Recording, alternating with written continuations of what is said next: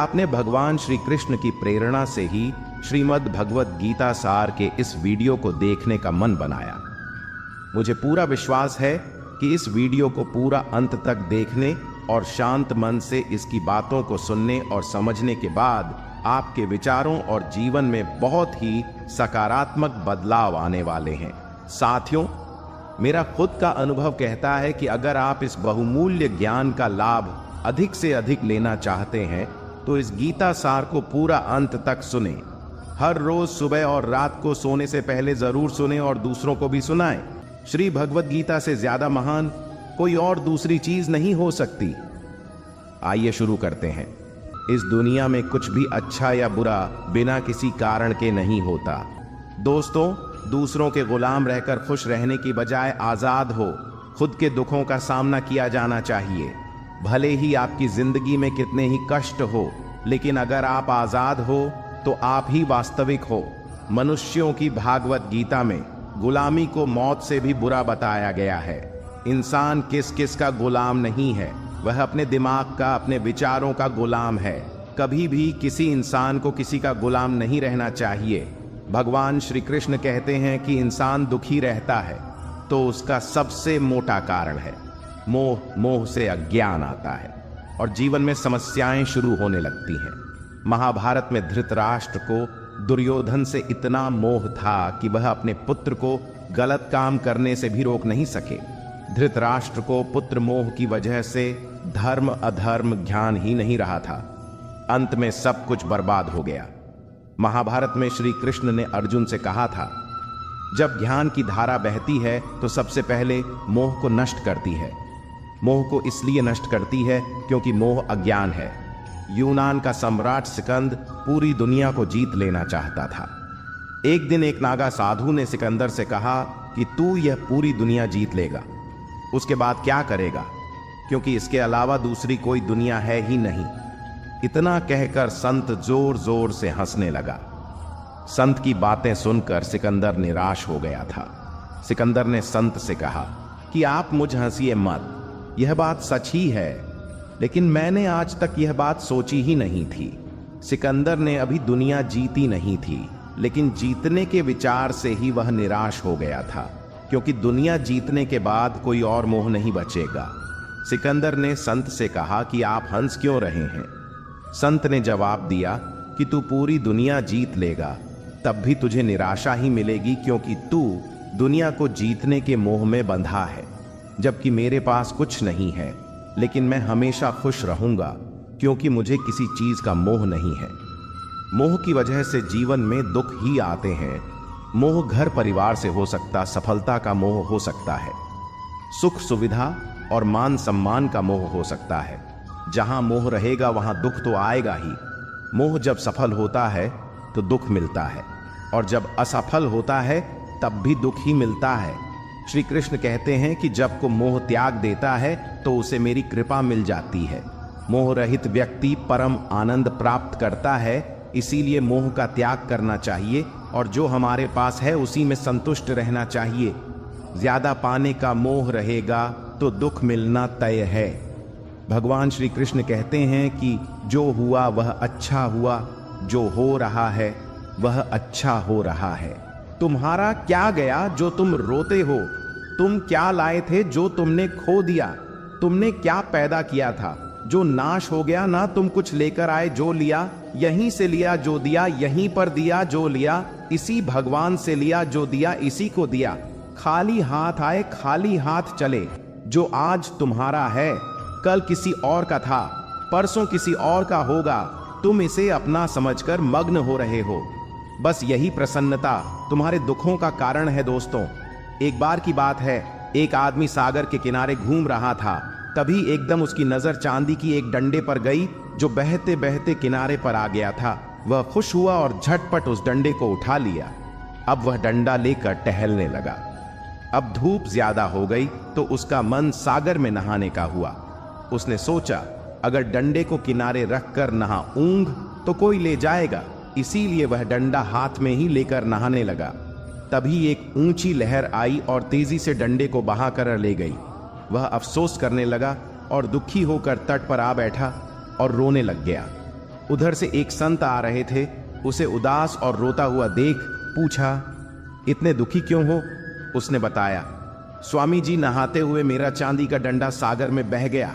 संत ने हैरानी जताई और कहा, डंडा लेकर नहा रहे थे? वह बोला, क्या करता, किनारे रखकर नहाता तो कोई ले जा सकता था, लेकिन चांदी का डंडा लेकर नहाने क्यों आए थे? स्वामी जी ने पूछा। अब आदमी ने कहा, लेकर नहीं आया था, वह तो यही मिली थी। उस आदमी की बात सुनकर स्वामी जी हंसने लगे और बोले, जब वह तुम्हारी थी ही नहीं, तो फिर दुख या उदासी कैसी? कभी कुछ खुशियां अनायास मिल जाती हैं और कभी कुछ श्रम करने और कष्ट उठाने से मिलती है। जो खुशियां अनायास मिलती हैं, परमात्मा की ओर से मिलती हैं, उन्हें सराह का हमारे पास समय नहीं होता। इंसान व्यस्त है तमाम ऐसे सुखों की गिनती करने में जो उसके पास नहीं है, आलीशान बंगला, शानदार कार, स्टेटस, पावर वगैरह, और भूल जाता है कि एक दिन सब कुछ यूं ही भूल कर उसे अगले सफर में निकल जाना है। तो दोस्तों, भगवान श्री कृष्ण ने तभी कहा है कि तुम भूत का पश्चाताप ना करो, भविष्य की चिंता ना करो। वर्तमान चल रहा है, तुम्हारा क्या गया जो तुम रोते हो? तुम क्या लाए थे जो तुमने खो दिया? तुमने क्या पैदा किया था जो नाश हो गया ना? तुम कुछ लेकर आए, जो लिया यहीं से लिया, जो दिया यहीं पर दिया, जो लिया इसी भगवान से लिया, जो दिया इसी को दिया। खाली हाथ आए खाली हाथ चले। जो आज तुम्हारा है कल किसी और का था, परसों किसी और का होगा। तुम इसे अपना समझकर मग्न हो रहे हो। बस यही प्रसन्नता तुम्हारे दुखों का कारण है। दोस्तों, जब महाभारत का युद्ध खत्म हो गया था, तब युधिष्ठिर ने हस्तिनापुर की राजगादी संभाल ली थी। सब कुछ सामान्य हो रहा था। एक दिन वह समय आ गया था जो कोई पांडव नहीं चाहते थे। भगवान श्री कृष्ण द्वारिका लौट रहे थे। सारे पांडव दुखी थे। श्री कृष्ण उन्हें अपना शरीर का हिस्सा ही लगते थे, जिसके अलग होने के भाव से ही वे कांप जाते थे। लेकिन श्री कृष्ण को तो जाना ही था। कोई भी श्री कृष्ण को जाने नहीं देना चाहता था। भगवान भी एकाएक कर अपने सभी स्नेही जनों से मिल रहे थे। सबसे मिलकर उन्हें कुछ ना कुछ उपहार देकर श्री कृष्ण ने विदा ली। अंत में वे पांडवों की माता और अपनी बुआ कुंती से मिले। भगवान ने कुंती से कहा कि बुआ, आपने आज तक अपने लिए मुझसे कुछ नहीं मांगा, आज कुछ मांग लीजिए, मैं आपको कुछ देना चाहता हूं। कुंती की आंखों में आंसू आ गए। उन्होंने रोते हुए कहा कि हे श्री कृष्ण, अगर कुछ देना ही चाहते हो तो मुझे दुख दे दो, मैं बहुत सारा दुख चाहती हूं। श्री कृष्ण आश्चर्यचकित हो गए। श्री कृष्ण ने पूछा कि ऐसा क्यों बुआ, तुम्हें दुख ही क्यों चाहिए? कुंती ने जवाब दिया कि जब जीवन में दुख रहता है तो तुम्हारा स्मरण भी रहता है। हर वक्त तुम याद आते हो। सुख में तो यदा कदा ही तुम्हारी याद आती है। तुम याद आओगे तो मैं तुम्हारी पूजा प्रार्थना भी कर सकूंगी। तभी दोस्तों, भगवान श्री कृष्ण कहते हैं कि जब भी मेरा भक्त सच्चे मन से मुझे पुकारेगा, मैं उसकी सहायता अवश्य करूंगा। दोस्तों, भगवान के नाम से सारे संकट दूर हो जाते हैं। मित्रों, कहते हैं कि जैसी संगत वैसी पंगत, और जैसी पंगत वैसा जीवन। आप लाख अच्छे हैं, लेकिन यदि आपकी संगत बुरी है तो आप बर्बाद हो जाएंगे। लेकिन यदि आप लाख बुरे हैं और आपकी संगत अच्छे लोगों से है और आप उनकी सुनते भी हैं, तो निश्चित ही आप आबाद हो जाएंगे। कौरवों के साथ शकुनी जैसे लोग थे तो पांडवों के साथ कृष्ण शकुनी मामा जैसी आपने संगत पाल रखी है, तो आपका दिमाग चलना बंद ही समझो। कहते हैं कि अधूरा ज्ञान सबसे खतरनाक होता है। इस बात का उदाहरण है अभिमन्यु। अभिमन्यु बहुत ही वीर और बहादुर योद्धा था, लेकिन उसकी मृत्यु जिस परिस्थिति में हुई उसके बारे में सभी जानते हैं। मुसीबत के समय यह अधूरा ज्ञान किसी भी काम का नहीं रहता है। आप अपने ज्ञान में पारंगत बने। किसी एक विषय में तो दक्षता हासिल होना ही चाहिए। महाभारत में ऐसे कई मित्र थे जिन्होंने अपनी ही सेना के साथ विश्वासघात किया। ऐसे भी कई लोग थे जो ऐन वक्त पर पाला बदलकर कौरवों या पांडवों के साथ चले गए। शल्य और युयुत्सु इसके उदाहरण हैं। इसीलिए कहते हैं कि कई बार दोस्त के भेष में दुश्मन हमारे साथ आ जाते हैं और हमसे कई तरह के राज लेते रहते हैं। कुछ ऐसे भी दोस्त होते हैं जो दोनों तरफ होते हैं। जैसे कौरवों का साथ दे रहे भीष्म, द्रोण और विदुर ने अंततः युद्ध में पांडवों का ही साथ दिया। मित्रों, शकुनी ने पांडवों को फंसाने के लिए जुए का आयोजन किया था, जिसके चलते पांडवों ने अपना सब कुछ दांव पर लगा दिया था। अंत में उन्होंने द्रौपदी को भी दांव पर लगा दिया था। यह बात सभी जानते हैं कि फिर क्या हुआ। तो जुए, सट्टे, षड्यंत्र से हमेशा दूर हो, यह चीजें मनुष्य का जीवन अंधकारमय बना देती हैं। मित्रों, महाभारत का युद्ध नहीं होता यदि कुछ लोग अपने वचनों पर संयम रख लेते, जैसे द्रौपदी। यदि दुर्योधन को अंधे का पुत्र भी अंधा नहीं कहती तो महाभारत नहीं होती। शिशुपाल और शकुनी हमेशा चुभने वाली बातें ही करते थे, लेकिन उनका हश्र क्या हुआ यह सभी जानते हैं। सबक यह कि कुछ भी बोलने से पहले युद्ध उसी पर थोपा जाएगा या उसको सबसे पहले मारा जाएगा। महाभारत में पांडवों को यह बात श्री कृष्ण ने अच्छे से सिखाई थी। पांडव अपने बंधु बांधव से लड़ना नहीं चाहते थे, लेकिन श्री कृष्ण ने समझाया कि जब किसी मसले का हल शांतिपूर्ण तरीके से नहीं होता तो फिर युद्ध ही एकमात्र विकल्प बच जाता है। कायर लोग युद्ध से पीछे हटते हैं। युद्ध भूमि पर पहुंचने के बाद भी अर्जुन युद्ध नहीं करना चाहता था। तब भगवान श्री कृष्ण ने उससे कहा कि ना कोई मरता है और ना कोई मारता है, सभी निमित्त मात्र हैं। आत्मा अजर और अमर है, इसीलिए मरने या मारने से क्या डरना। जीवन में हमेशा दानी, उदार और दयालु होने से काम नहीं चलता। एक बार पुराने टाइम में एक गांव में एक गरीब औरत रहती थी। उसको जब बच्चा हुआ तो वह बिल्कुल स्वस्थ था, लेकिन एक बार किसी घटना की वजह से उस बच्चे के हाथ की एक उंगली कट गई। वह बहुत दुखी हुई कि मेरे बच्चे के साथ यह क्यों हुआ, और वह हमेशा भगवान को इस बात के लिए कोसती थी कि पता नहीं भगवान को मेरे से क्या दुश्मनी थी जो मेरे ही बच्चे की उंगली काटती। समय बीतता गया। उस गांव में एक दिन साधु के वेश में एक मायावी राक्षस आया। वह राक्षस अपनी शक्ति ज्यादा करने के लिए बहुत सारे बच्चों की बलि लेता था। उसमें इस बच्चे को भी देख लिया, लेकिन जैसे ही वह उसकी बलि देने लगा तो उसको अपने गुरु की शर्त याद आ गई कि जिस भी बच्चे की बलि देनी हो तो उसके सभी अंग सही सलामत होने चाहिए, और उसको मजबूर होकर उस बच्चे को वापस घर भेज दिया। और उसकी मां ने अपने बच्चों को सही सलामत देखा तो उसकी मां को यह एहसास हुआ कि इस दुनिया में जो कुछ भी होता है, चाहे वह अच्छा हो रहा है या चाहे वह बुरा हो रहा है, वह कभी भी बिना किसी कारण के नहीं होता। तो दोस्तों, इससे हमें यह सीख मिलती है कि आप किसी भी हालत में कर्म किए बिना और उसका फल पाए बिना नहीं रह सकते। ऐसा हो ही नहीं सकता कि इंसान का शरीर एक सेकंड के लिए भी बिना कर्म किए रह सके। ऐसा हो ही नहीं सकता कि इस सृष्टि का एक कण एक सेकंड के लिए भी बिना किसी कर्म के रह सके। कर्म करना हमारे जीवन का अभिन्न हिस्सा है। अगर हम सोते हैं तो हमारा दिमाग नहीं होता है, हम सपने देखते हैं, सांस लेते हैं। हमारे शरीर के हर अंग में करोड़ों सूक्ष्म कण अपना काम करने में लगे रहते हैं। हम कर्म करने से कभी भी नहीं बच सकते, और भगवान यह भी बोलते हैं कि हमें किसी कर्म में बंद करके नहीं रखना चाहिए। हम जो भी करते हैं वह यह मानकर करें कि करने वाला मैं नहीं हूँ, बल्कि करने वाला वह ऊपर वाला भगवान है। मैं तो केवल एक कारण मात्र हूँ उसको करने के लिए। इस काम को मैं नहीं कर रहा हूँ, बल्कि यह काम मेरे द्वारा हो रहा है, मेरे द्वारा कराया जा रहा है। और जब हमारी सोच इस लेवल की होगी तो हमें कभी भी कोई भी दुख नहीं मिलेगा, हमें कभी भी दुख नहीं होगा, हमें कभी घमंड नहीं होगा। महाभारत में जिस तरह से कर्ण की जिंदगी में उतार चढ़ाव आए, उससे यही सीख मिलती है कि इस क्रूर दुनिया में अपना अस्तित्व बनाए रखना कितना मुश्किल होता है। इसलिए समय के हिसाब से बदलना जरूरी होता है, लेकिन वह बदलाव ही उचित है जिसमें सभी का हित हो। कर्ण ने खुद को बदलकर अपने जीवन के लक्ष्य तो हासिल कर लिया, लेकिन वे फिर भी महान नहीं बन सके, क्योंकि उन्होंने अपनी शिक्षा का उपयोग समाज से बदला लेने की भावना से किया। बदले की भावना से किया गया कोई भी कार्य आपके समाज का हित नहीं कर सकता।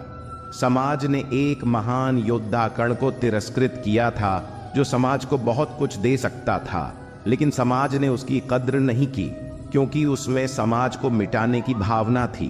कर्ण के लिए शिक्षा का उद्देश्य समाज की सेवा करना नहीं था, अपितु वो अपने सामर्थ्य को आधार बनाकर समाज से अपने अपमान का बदला लेना चाहता था। समाज और कर्ण दोनों को ही अपने अपने द्वारा किए गए अपराध के लिए दंड मिला है और आज भी मिल रहा है। कर्ण यदि यह समझता कि समाज व्यक्तियों का एक भाग मात्र है जिसे हम लोगों ने ही बनाया है, तो संभवतः वह समाज को बदलने का प्रयास करता, ना कि समाज के प्रति घृणा करता। ईमानदार और बिना शर्त समर्थन देने वाले दोस्त भी आपका जीवन बदल सकते हैं। पांडवों के पास भगवान श्री कृष्ण थे तो कौरवों के पास महान योद्धा कर्ण थे।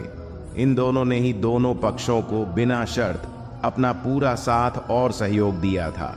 यदि कर्ण को छल से नहीं मारा जाता तो कौरवों की जीत तय थी। पांडवों ने हमेशा श्री कृष्ण की बातों को ध्यान से सुना और उस पर अमल भी किया, लेकिन दुर्योधन ने कर्ण को सिर्फ एक योद्धा समझकर उसका पांडवों की सेना के खिलाफ इस्तेमाल किया। यदि दुर्योधन कर्ण की बात मानकर कर्ण को घटोत्कच को मारने के लिए दबाव नहीं डालता तो इंद्र द्वारा दिया गया जो अमोघ अस्त्र कर्ण के पास था उससे अर्जुन मारा जाता। धृतराष्ट्र अपने पुत्रों को लेकर जरूरत से ज्यादा ही भावुक और आसक्त थे। यही कारण रहा कि उनका एक भी पुत्र उनके वश में नहीं रहा। वे पुत्र मोह में भी अंधे थे। इसी तरह महाभारत में हमें ऐसे कुछ पात्र मिलते हैं जो अपनी भावुकता के कारण मूर्ख ही सिद्ध होते हैं। जरूरत से ज्यादा भावुकता कई बार इंसान को कमजोर बना देती है और वो सही गलत का फर्क नहीं पहचान पाता। कुछ ऐसा ही हुआ महाभारत में धृतराष्ट्र के साथ, जो अपने पुत्र मोह में आकर सही गलत का फर्क भूल गए। व्यक्ति के जीवन में उसके द्वारा हासिल शिक्षा और उसकी कार्य योग्यता ही काम आती है। दोनों के प्रति एकलव्य जैसा जुनून होना चाहिए, तभी वह हासिल होती है। अगर आप अपने काम के प्रति जुनूनी हैं तो कोई भी बाधा आपका रास्ता नहीं रोक सकती। इंसान की जिंदगी जन्म और मौत के बीच की कड़ेड़ ही भर है। यह जिंदगी बहुत छोटी है, कब दिन गुजर जाएंगे आपको पता भी नहीं चलेगा। इसलिए प्रत्येक दिन का भरपूर उपयोग करना चाहिए।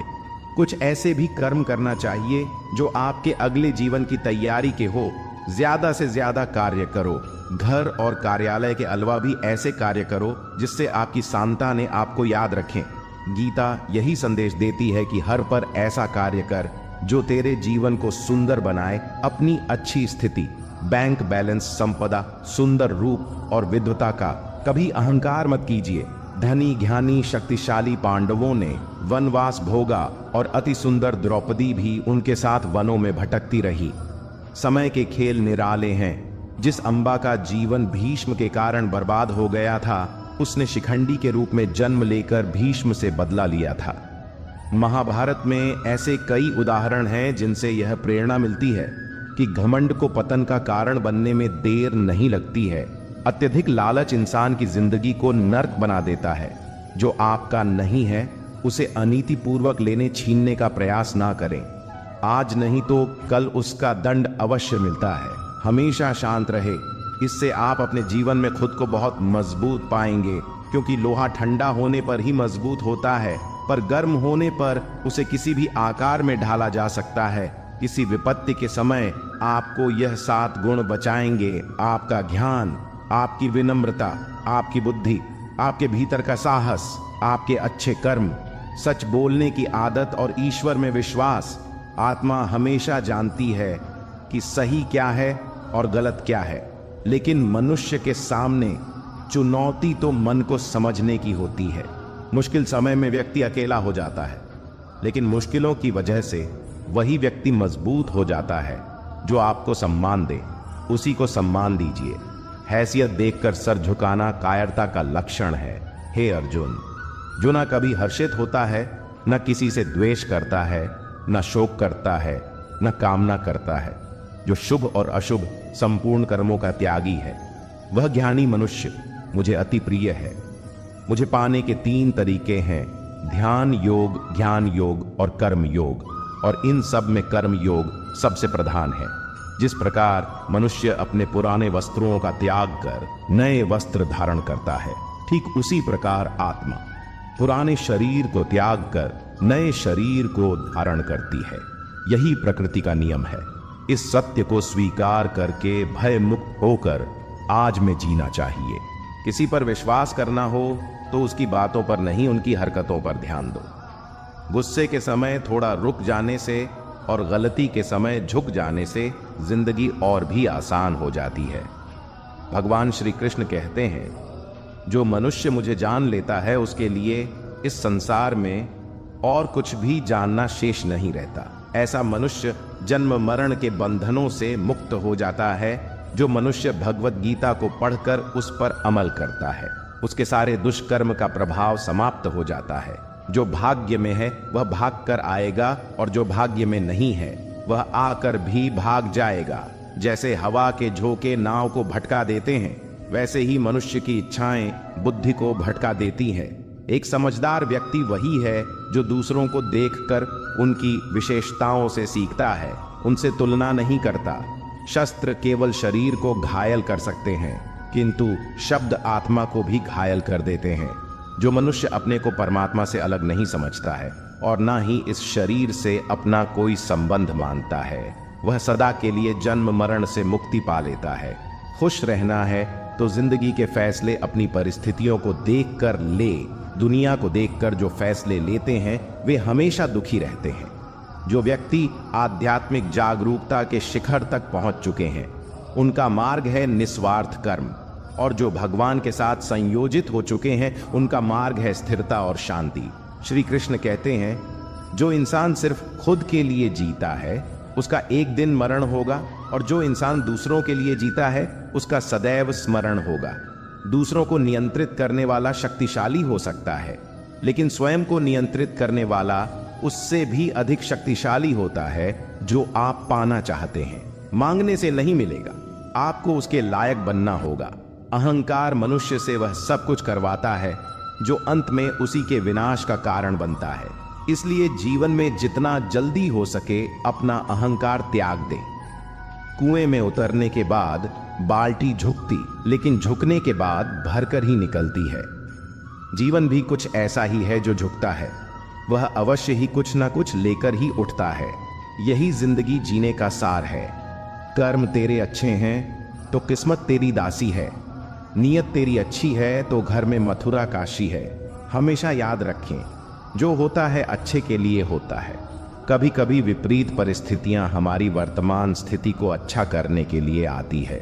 गीता में श्री कृष्ण ने कहा है कि मनुष्य को फल की छड्डत कर कर्म पर ध्यान देना चाहिए। मनुष्य जैसा कर्म करता है उसे फल भी उसी के अनुरूप मिलता है, इसलिए व्यक्ति को अच्छे कर्म करते रहना चाहिए। हमारा मन ही हमारे दुखों का कारण होता है। ऐसे में श्री कृष्ण ने गीता में कहा है कि जिस व्यक्ति ने अपने मन पर काबू पा लिया, वह मन में पैदा होने वाली बेकार की चिंताओं और इच्छाओं से भी दूर रहता है। साथ ही व्यक्ति को अपने लक्ष्य को भी आसानी से प्राप्त कर लेता है। क्रोध में व्यक्ति नियत हो बैठता है और आवेश में आकर गलत कार्य कर देता है। यहाँ तक कि कभी कभी गुस्से में व्यक्ति खुद का अहित कर बैठता है। गीता में श्री कृष्ण ने बताया है कि क्रोध को खुद पर हावी नहीं होने देना चाहिए। यदि गुस्सा आए तो स्वयं को शांत रखने का प्रयास करें। कामयाब होना है तो एक बात गांठ बांध लो, पांव भले ही फिसल जाए लेकिन जुबान कभी नहीं फिसलने चाहिए। परिवार को मालिक बनकर नहीं बल्कि माली बनकर संभालो, क्योंकि जो ध्यान तो सबका रखो पर अधिकार किसी पर नहीं जताता हो। श्री कृष्ण कहते हैं, आलसी व्यक्ति कभी सफल नहीं हो सकता। जिसको जीवन में आराम करना बेहद प्यारा है, उसे मेहनत करना अच्छा नहीं लगता, भला वह व्यक्ति कैसे सफल हो सकता है। इसीलिए अगर आप कोई काम करना चाहते हैं तो अभी से आलस को त्याग दीजिए। अपने काम को कभी कल पर नहीं टालना चाहिए, क्योंकि ऐसा व्यक्ति समय को महत्वपूर्ण न समझकर उसे व्यर्थ ही गंवाता है और अंत में उसके पास कुछ भी करने के लिए समय नहीं बचता। साथियों, जरा सोचिए, एक गलत पासवर्ड से अगर आपका मोबाइल नहीं खुल सकता तो गलत तरीके से जीवन जीने से खुशियों के दरवाजे भला कैसे खुलेंगे। दूसरों की जिंदगियों में झांकने से कुछ नहीं मिलने वाला। यकीन मानिए, आपकी जिंदगी में भी ऐसा बहुत कुछ है जो इंतजार कर रहा है। कि आप अपनी जिंदगी में झांके गीता के अनुसार व्यक्ति को संदेह या संशय का स्थिति में नहीं रहना चाहिए। जो लोग संशय का स्थिति में रहते हैं उनका भला नहीं हो सकता है। जीवन में स्पष्ट नजरिया होना चाहिए। श्री कृष्ण कहते हैं वह किसी के भाग्य के निर्माता नहीं है, व्यक्ति खुद अपना भाग्य लिखता है। आप जैसा बीज बोएंगे आप वैसी ही फसल काटेंगे, आप जैसा कर्म करेंगे आपको वैसे ही परिणाम मिलेंगे। यदि विद्यार्थी मन लगाकर मेहनत करेंगे तो परीक्षा में अवश्य सफल होंगे। इसलिए हर व्यक्ति का भाग्य भी तभी बदलेगा जब वह अपना कर्म करेगा। संदेह से परे होकर जब आप भगवान से प्यार करते हैं तो आप हर चीज से प्यार करते हैं।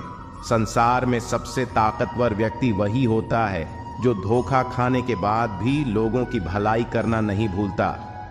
श्री कृष्ण कहते हैं सीधे इंसान को कभी धोखा मत देना, क्योंकि सीधे इंसान का जवाब ऊपर वाला अलग तरीके से देता है। हर जलते दिए तले अंधेरा होता है, हर रात के पीछे सवेरा होता है। लोग डर जाते हैं मुसीबत देखकर, मगर हर मुसीबत के पीछे सफलता होती है। अपनी वर्तमान अवस्था से मुक्त होना चाहते हो तो अपनी मानसिक निर्बलता को दूर करो। मजबूत मन के साथ ही परिवर्तनशील निर्णय लिए जा सकते हैं। उस मनुष्य की ताकत का कोई मुकाबला नहीं कर सकता जिसके पास सब्र की ताकत होती है। गलत लोगों की हार उसी वक्त तय हो जाती है जब सही लोग अपने आप चुप हो जाते हैं। यह आवश्यक नहीं कि हर स्थान पर हम उत्तर दें। कुछ बातें हमें ईश्वर को ही सौंप देनी चाहिए, क्योंकि जब ईश्वर उत्तर देता है तो सारा संसार मौन होकर सुनता है। मन कभी सही सोचता है तो कभी गलत, क्योंकि आत्मा में प्यार का संस्कार भी है और नफरत का भी। जिस संस्कार को ज्यादा इस्तेमाल करोगे वही आपका स्वभाव बनता जाएगा। अब यह आपका चुनाव है, क्या आप प्यार चुनते हो या नफरतों में क्या रखा है। मोहब्बत से जीना सीखो, क्योंकि यह दुनिया ना तो तुम्हारा घर है ना ही तुम्हारा ठिकाना। जब दिल में मैल, तबीयत में जिद और शब्दों में मुकाबला आ जाए तो यह तीनों जीत जाते हैं, मगर तब हारते हैं तो सिर्फ रिश्ते। मन चंचल होता है, यह इधर उधर भागता है और किसी कार्य की एकाग्रता का दुश्मन है। लेकिन यदि यह व्यक्ति के वश में हो जाए तो इससे अच्छा कोई मित्र नहीं। इसलिए मन को एकाग्र करना जरूरी है, और मन को एकाग्र करने के लिए बस कम प्रयास और अभ्यास की जरूरत होती है। श्री कृष्ण कहते हैं कोई भी मौका दे तो उसे धोखा मत देना, और कोई धोखा दे तो उसे दोबारा मौका मत देना। मिलावट का दौर है, हम में हाँ मिला दिया करो।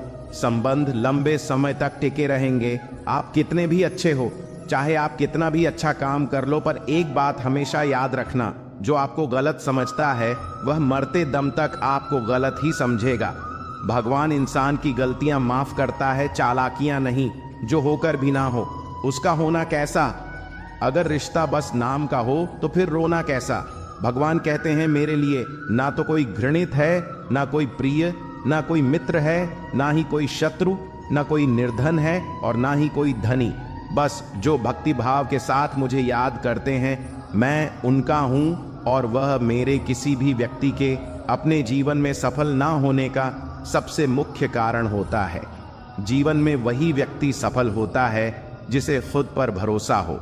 जिस व्यक्ति को खुद पर भरोसा नहीं होता वह कभी सफल नहीं हो सकता। एक बार दानवीर कर्ण ने भगवान श्री कृष्ण से अपनी व्यथा सुनाई और कहा, हे कृष्ण, जब मैं पैदा हुआ तब मेरी माँ ने मुझे त्याग दिया। इसमें मेरा क्या अपराध था। द्रोणाचार्य ने मुझे शिक्षा देने से मना कर दिया क्योंकि वह मुझे क्षत्रिय नहीं मानते थे। इसमें भी मेरा क्या अपराध। और द्रौपदी के स्वयंवर में मुझे अपमानित किया गया क्योंकि मैं राज परिवार का हिस्सा नहीं हूं। भला इन सब में मेरा क्या अपराध था। जवाब में श्री कृष्ण ने कहा, हे कर्ण, जरा ध्यान से सुनो। जब मेरा जन्म हुआ तब मैं कारागार में था और मेरे पैदा होते ही मेरी मृत्यु मेरी प्रतीक्षा कर रही थी। जिस रात मेरा जन्म हुआ था उस रात मुझे मेरे माता पिता से अलग हुआ और मुझे हर वह काम करना था जो एक गरीब परिवार में करना होता है।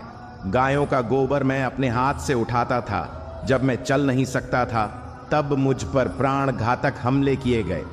मुझे मारने की बार बार कोशिशें की गई, मेरे पास बचपन में ना तो शिक्षा थी, ना ही महल, ना कोई गुरुकुल था, ना ही कोई विशाल सेना थी। लेकिन तब भी मेरे मामा मुझे उनका सबसे मोटा शत्रु मानते थे। मेरा भी जीवन कई चुनौतियों से गुजरा है। यह बात इतनी महत्वपूर्ण नहीं है कि जीवन में कितनी बार अपमानित होना होता रहा है, पर यह महत्वपूर्ण है कि आप उस अपमान का जवाब कैसे दे रहे हैं। आपके पास ज्ञान है जिसका आप इस्तेमाल कर रहे हैं या नहीं, और इन सब चुनौतियों को पार करके कैसे आप आगे जाते हैं, यह बात सबसे अधिक महत्वपूर्ण है। तकलीफों और दुख में सब्र से काम लिया करो, क्योंकि सोने को आग से आजमाया जाता है। और इंसान को तकलीफों और दुख से कभी यह मत सोचिए कि आप कुछ भी नहीं है, कभी यह भी मत सोचिए कि आप सब कुछ है। हमेशा यही सोचिए कि आप कुछ तो है जो बहुत कुछ कर सकता है। जिंदगी में शिकायत मत रखो। सोचो कि जो कुछ मिला बेहतरीन मिला, और जो ना मिल सका तो बेहतर ही हुआ। जब जिंदगी में सुकून कम हो जाए तो प्रार्थना का वक्त ज्यादा लो और ईश्वर से बात करो। अपने दुखों से निकलने का रास्ता उन्हीं से मांगो। भगवान तब भी आपकी प्रार्थना सुनते हैं जब आपके पास उनसे बोलने के लिए शब्द भी नहीं होते। जो प्रयास करना नहीं जानते उन्हें हर समस्या मोटी ही लगती है। इंसानियत दिल में होती है, हैसियत में नहीं। ऊपर वाला कर्म देखता है, वसीयत नहीं। अगर कठिन मेहनत आपका हथियार है तो सफलता आपकी गुलाम हो जाएगी। मेरा कर्म ही मेरा, ऐसा मानकर काम करने वाला व्यक्ति कभी हारता नहीं। उम्र में चाहे कोई मोटा हो या छोटा हो, वास्तव में महान तो वही है जिसके दिल में सबके लिए प्रेम, स्नेह और सम्मान की भावना हो। इच्छाओं का भी अपना चरित्र होता है। खुद के मन की हो तो बहुत अच्छी लगती है, दूसरों के मन की हो तो बहुत खटकती है। श्री कृष्ण कहते हैं, व्यक्ति को सदैव बुराई से बचकर रहना चाहिए। अगर कोई बुरा कर्म करता है तो वह कर्म आपको अपने जीवन में ही भोगना पड़ता है। जिस प्रकार गाय का बच्चा झुंड में मैं भी अपनी मां को ढूंढ लेता है, ठीक उसी प्रकार कर्म का फल आपको हजारों की संख्या में भी ढूंढ लेगा। ईश्वर कण कण में निवास करते हैं। छोटे से छोटे जीव के हृदय में भी ईश्वर का वास होता है। उस जीव को कष्ट का अनुभव होना ईश्वर को कष्ट का अनुभव कराता है। अर्थात किसी भी जीव को कष्ट देकर आप अपने ईश्वर को खुश कैसे देख सकते हैं। अपनी जिंदगी को जंगल के उस पौधे की तरह बनाओ जो हर परिस्थिति में मस्ती में झूमता रहे। आप तब तक कभी नहीं समझ पाएंगे कि आपने किसी को क्या नुकसान पहुंचाया, जब तक कि आपके साथ वही व्यवहार किया नहीं जाता। इसी को कर्म कहते हैं। जब कोई साथ नहीं देता है तब ईश्वर कोई न कोई साथ देने वाला भेज देता है। उसी को कृष्ण कहते हैं। परिवर्तन ही प्रकृति का नियम है। इसलिए जो पीछे छूट गया उसका शोक मनाने की जगह जो आपके पास है उसका आनंद उठाना सीखिए। किसी से किसी भी तरह की प्रतिस्पर्धा की आवश्यकता नहीं है। आप स्वयं में जैसे एकदम सही हैं, स्वयं को स्वीकारें। जीवन मिलना भाग्य की बात है, मृत्यु होना समय की बात है, परंतु मृत्यु के बाद भी लोगों के हृदय में जीवित रहना यह तो अपने कर्मों की बात है। आपकी नियत से ईश्वर खुश होते हैं और दिखावे से इंसान कृष्ण कहते हैं। जो आपका है वह आपका ही रहेगा, चाहे उसे छीनने के लिए सारा संसार ही क्यों न लग जाए। इसीलिए जो जा रहा है उसे जाने दो। वह आज रुक भी गया तो कल चला ही जाएगा। हम किसी के काबिल नहीं, इसीलिए दूर रहने लगे हैं। जो हमारे बिना खुश है हम उन्हें सताया नहीं करते। कोशिश करो कि दोगले लोगों से गहरा संबंध मत रखो, क्योंकि जब यह नाराज होते हैं तो सीधा आपके सम्मान पर वार करते हैं। अकेले रहना मूर्खों और नकारात्मक लोगों के बीच रहने से हर हाल में बेहतर है। सब कुछ किताबों से सीखने को नहीं मिलता, कुछ मतलबी लोगों से भी बहुत कुछ सीखने को मिलता है। गलती उसी से होती है जो मेहनत से काम करता है, वरना कई लोगों की जिंदगी तो दूसरों की बुराई खोजने में ही खत्म हो जाती है। इज्जत इंसान की नहीं होती, जरूरत की होती है। जरूरत खत्म तो इज्जत भी खत्म। चिंता उतनी ही करिए जितने में काम हो जाए, उतनी नहीं कि जिंदगी ही बर्बाद हो जाए। आप अपने शब्दों को चाहे जितनी भी समझदारी से बोलिए, लेकिन सुनने वाला अपनी योग्यता और अपने मन के विचारों के अनुसार ही उसका मतलब निकालता है। यकीन करो, जो तुम्हें भूल चुका है वह भी याद करेगा। बस उसके मतलब के दिन आने दो। याद रखना कि मुश्किलें देने वालों से मोटा होता है मुश्किलों से निकालने वाला। अगर यह बात समझ में आ जाए तो मुश्किलें ज्यादा दिन टिकती नहीं। मेहनत करो, क्योंकि मेहनत से शरीर तंदुरुस्त, दिमाग साफ, दिल उदार और जेब भरी रहती है। विपत्ति में धैर्य, वैभव में दया और संकट में सहनशीलता ही श्रेष्ठ व्यक्ति के लक्षण हैं। हमें क्या करना है और कैसे करना है, इसका बेहतर फैस करने के लिए सबसे पहले यह जानना बहुत जरूरी होता है कि हम कहाँ हैं और किधर जा रहे हैं। हिम्मत करनी है तो चुनौतियों को स्वीकार करो। सफलता तुम्हारे कदम चूमेगी। बस प्रयास करो। लोग तुम्हारी बुराई करते हैं तो वह करेंगे, चाहे तुम अच्छा करो या बुरा। इसलिए शांत रहकर अपना कर्म करते रहो। निंदा से मत घबराओ। निंदा उसी की होती है जो जिंदा है। तारीफ तो सिर्फ मरने के बाद ही होती है। जो व्यक्ति कृष्ण का दास हो जाता है वह अपने आराध्य से ऐसे दिन ना दिखाने की कामना करता है जब उसमें गुरु राज आए। वह तो कृष्ण का सेवक बनकर ही जीवन को सफल बनाना चाहता है। श्री कृष्ण कहते हैं, जो व्यक्ति सदैव हंसता खेलता मुस्कुराता रहता हो, अगर वह अपने स्वभाव से भिन्न हो जाए, अर्थात चुप, गुमसुम और उदास रहने लगे, तो समझना उसके हृदय में कोई दर्द है। उस दर्द ने उसे कमजोर बना दिया है। आपकी उपस्थिति से कोई व्यक्ति स्वयं के दुख भूल जाए तो यही आपकी उपस्थिति का महत्व है। प्रसन्नता की अभिव्यक्ति कहीं भी की जा सकती है, परंतु तकलीफ की अभिव्यक्ति करने के लिए कोई खास अपना चाहिए होता है। जिस व्यक्ति के पास संपूर्ण धन दौलत ऐश्वर्य वैभव सब है मगर संतुष्टि नहीं है, उसके लिए उस दौलत का कोई अर्थ नहीं, क्योंकि वह व्यक्ति सदैव असंतुष्ट की स्थिति में रहता है। जिसके पास संतुष्टि है वह थोड़े में भी संतुष्ट रहता है। जब आप कोई बुरा कार्य करते हो या कोई अच्छा कार्य करते हो और आपको लगता है कि कोई देख नहीं रहा है, लेकिन आप यह क्यों भूल जाते, आप जो कुछ भी कर रहे हैं भगवान की दृष्टि सदैव आप पर बनी हुई है। इसलिए आप यह ना समझिए कि आप अकेले हैं। भगवान सदैव आपके साथ होते हैं। बांसुरी ना स्वर्ण की होती है ना रत्न की, परंतु इनके स्वर हर किसी के मन को अपनी ओर खींच लेते हैं। वैसे ही जब मनुष्य की वाणी और कर्म सुंदर हो तो उसे बाहरी बनावट की आवश्यकता नहीं होती। बांसुरी की तरह वह भी ईश्वर को प्रिय होता है। अगर आपकी समस्या जहाज जितनी मोटी है तो भूले नहीं, प्रभु की कृपा सागर जितनी मोटी है। प्रसन्नता पाने के लिए बहुत कुछ एकत्र करना होता है, ऐसा हम समझते हैं, किंतु वास्तविकता में प्रसन्नता के लिए बहुत खोना होता है। ऐसा अनुभव कहता है, मनुष्य या कोई जीव अपने भाग्य का निर्माता खुद होता है। जो जैसा कर्म करता है उसका वैसा ही भाग्य बन जाता है। परम सौभाग्यशाली वे होते हैं जिनके पास भोजन के साथ भूख भी हो, बिस्तर के साथ नींद भी हो, धन के साथ धर्म भी हो और शिष्टता के साथ शिष्टता भी हो। दृढ़ इच्छा शक्ति व शस्त्र है जिसके साथ तुम्हारे ध्यान और क्षमता में आश्चर्यजनक परिवर्तन आता है। कहते हैं, मन के हारे हार है और मन के जीते जीत। अर्थात जिस प्रकार सकारात्मक विचारों से सफलता मिलती है, ठीक उसी प्रकार नकारात्मक विचार असफलता की मार की ओर अग्रसर करते हैं।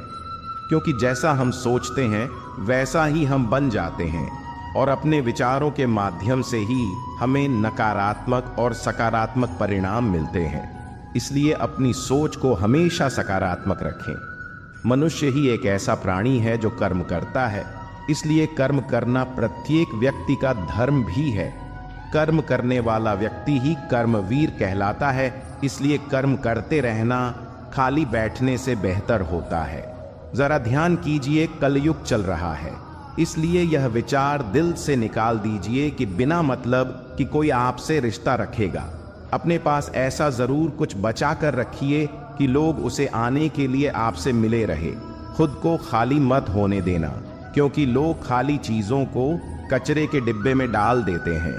जरा सोचिए, जब जन्म और मृत्यु दोनों ईश्वर की मर्जी से होते हैं तो इन दोनों के बीच की व्यवस्थाएं हमारी मर्जी से कैसे हो सकती हैं? जीवन में जब भी हम कुछ बुरा कर रहे हैं और हमें लगता है कि हम किसी दूसरे के साथ ऐसा कर रहे हैं, ये हमारी भ्रांति होती है। वास्तव में बुरा तो हम अपने ही साथ कर रहे हैं, क्योंकि हमारे कर्मों का अंतिम फल हमें ही भोगना होता है। हम जो भी बो रहे हैं उसकी फसल हमें काटनी है। इंच इंच का हिसाब होता है। ईश्वर के न्याय में कुछ भी बेहिसाब नहीं जाता। श्री कृष्ण कहते हैं, अगर आपको याद नहीं कि गुच्छे की कौन सी चाबी ताले खोल सकती है और आप लगातार ताले को खोलने का प्रयास करते रहते हैं, फिर भी वह ताला नहीं खुलता है, तब अधिकतर लोग ऐसी परिस्थिति में अपनी आशा खो बैठते हैं। उन्हें लगता है कि चाबी कहीं खो गई है और वे तिलमिला जाते हैं, क्रोधित हो उठते हैं। पर उस समय धैर्य रखें, क्योंकि गुच्छे की अंतिम चाबी भी ताला खोल सकती है। इसीलिए जीवन में जब भी हिम्मत टूटने लगे तो इस कहानी को याद कर लेना। एक समय की बात है, एक राज्य था। उसके राजा की सभी आसपास के राज्यों के साथ बहुत अच्छी मित्रता थी। सभी का वहां आना जाना लगातार लगा रहता था, इसलिए सभी राज्य उनके लिए आए दिन कुछ न कुछ भेजते रहते थे। कभी आभूषण हो तो कभी खाने का कुछ हो तो कभी वस्त्र इत्यादि कुछ न कुछ हमेशा देते रहते थे। एक दिन उनके दरबार में एक विदेशी मेहमान आया और उसने जाते समय राजा की आव भगत से खुश होकर राजा को एक विशेष पत्थर उपहार में दिया। राजा को वह पत्थर बहुत ही अच्छा लगा। राजा ने अपने मंत्री को उस पत्थर से भगवान की मूर्ति बनवाने का आदेश दिया। राजा उस पत्थर से बनी मूर्ति को अपने राज मंदिर में लगवाना चाहते थे। राजा की अनुमति लेकर मंत्री राज्य के सबसे अच्छे मूर्तिकार के पास जाता है और उसको पत्थर देकर कहता है कि इससे भगवान की एक अच्छी सी मूर्ति बना दो। इसके बदले में तुमको जो चाहिए वह मिलेगा और साथ ही 700 सोने की मोहर दी जाएगी। यह सुनकर मूर्तिकार बहुत खुश हो जाता है। वह अपनी सभी वस्तुएं और औजार लेकर काम शुरू करता है। वह उस पत्थर पर मारने लगता है जिससे कि उसकी अच्छी सी मूर्ति बना सके। कई बार चोट मारने पर भी वह पत्थर नहीं टूटा। उसने उस पत्थर पर लगभग 50 चोट मारी, पर वह पत्थर टूटा ही नहीं। अंत में एक चोट और मारकर वह कहता है, अब यह काम मुझसे नहीं होगा। अरे, जब इतनी छोटे खाने के बाद भी यह पत्थर नहीं टूटा तो अब क्या खाक टूटेगा।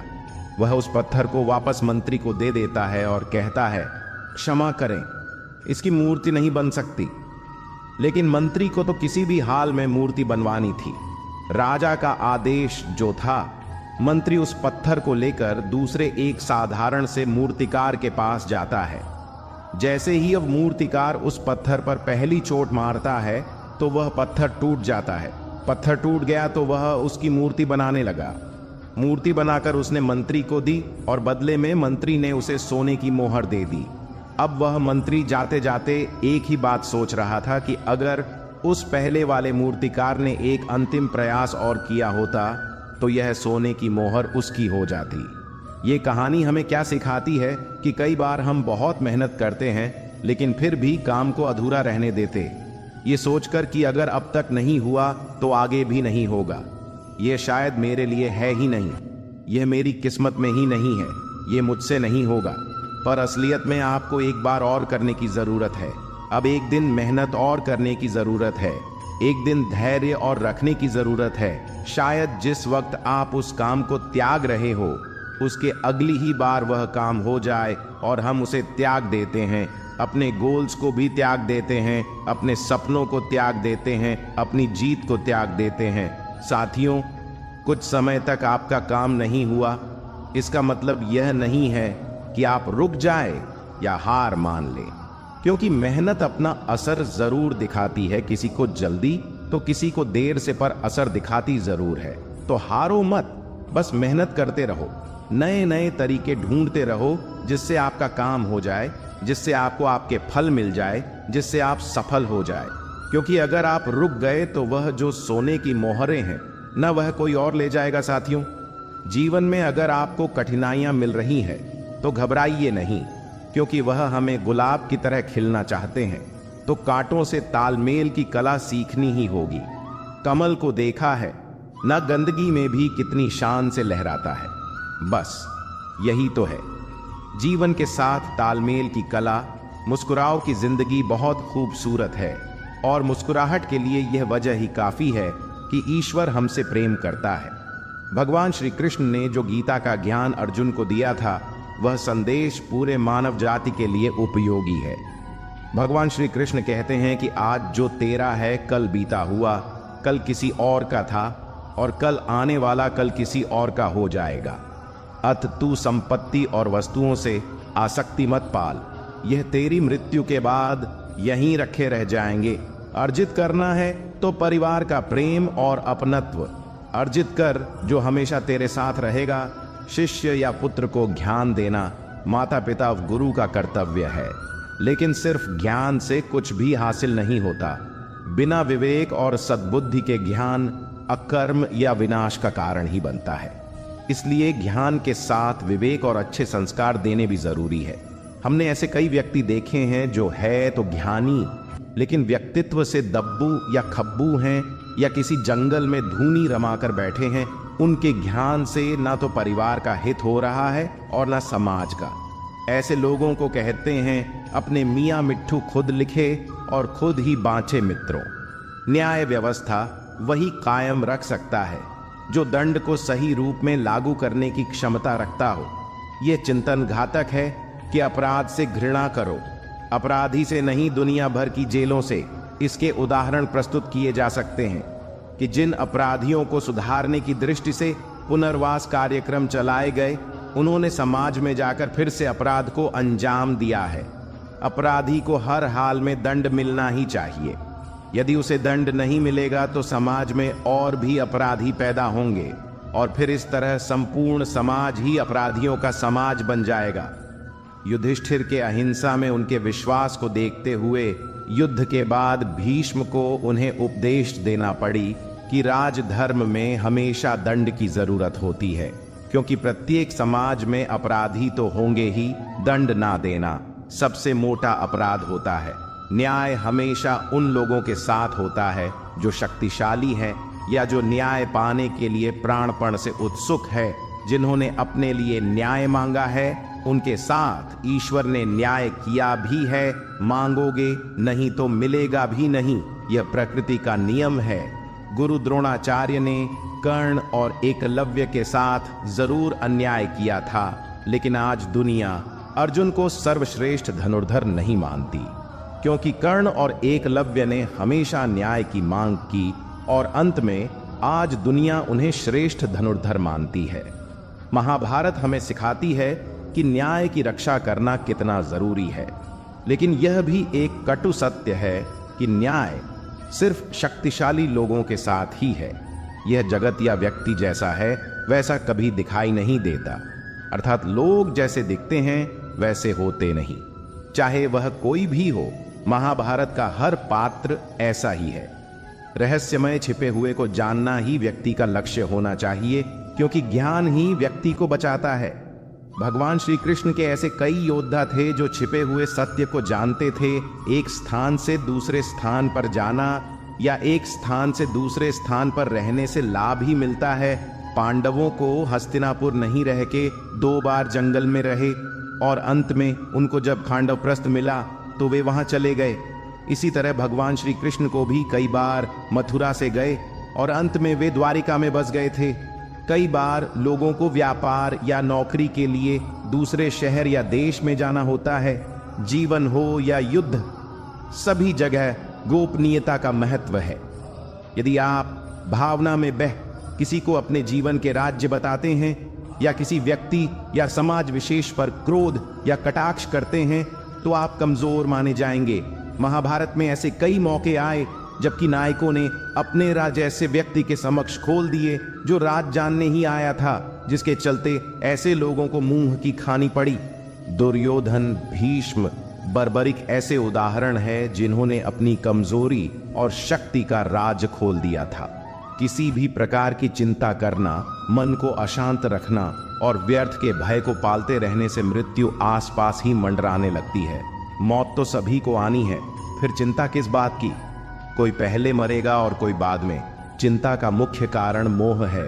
जेल खान, दावा खाना या पागल खाना वह व्यक्ति जाता है जिसने धर्म सम्मत या संयमित जीवन नहीं जिया। बहुत महत्वाकांक्षी है, या जिसने धन और शक्ति के आधार पर रिश्ते बना रखे हैं, या जिसे अपनी संपत्ति की सुरक्षा की चिंता है। महाभारत को देखने या सुनने से हमें यही शिक्षा मिलती है कि चिंता मुक्त जीवन जीना सबसे महान दौलत है। तो दोस्तों, कैसा लगा आपको ये वीडियो? कमेंट लाइक करके ज़रूर बताएं। ऐसे ही वीडियो और पाने के लिए हमारे चैनल को सब्सक्राइब करें। धन्यवाद। जय श्री राधे कृष्ण।